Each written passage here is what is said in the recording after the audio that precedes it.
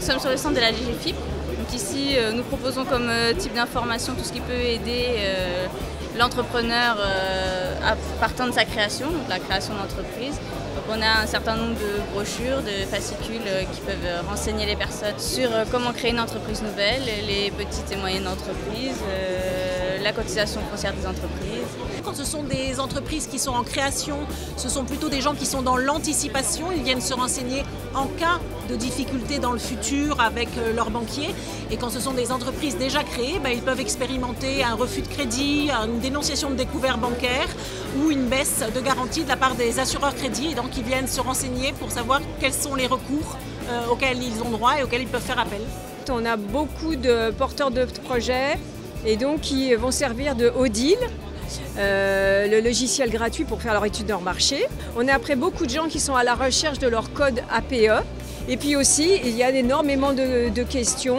Tout à l'heure, on m'a demandé l'espérance de vie par catégorie socio-professionnelle, par exemple. Les principales questions sont surtout posées par des porteurs de projets et qui souhaitent avoir des informations sur tout ce qui concerne la sécurité des produits, les normes d'hygiène. C'est des questions quand même assez pointues, sur des projets assez pointus.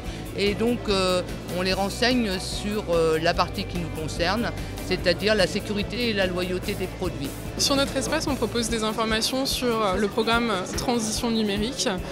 On propose également de la documentation sur les différentes aides qu'on peut proposer aux entreprises et notamment sur les informations disponibles sur le site aideentreprise.fr sur lequel on oriente les personnes qui viennent sur le stand. Sur le stand de la douane, on va trouver des informations essentiellement dédiées aux futurs importateurs, aux futurs exportateurs. À l'importation, nous allons pouvoir renseigner le primo-opérateur, le porteur de projet. Nous lui fournirons des informations sur les droits de douane, la TVA applicable, sur les formalités inhérentes à l'importation de son produit avant sa commercialisation. À l'exportation, c'est beaucoup plus simple. On ne supporte pas la TVA à l'exportation et ils auront des simples formalités à réaliser pour exporter leurs produits dans le monde entier.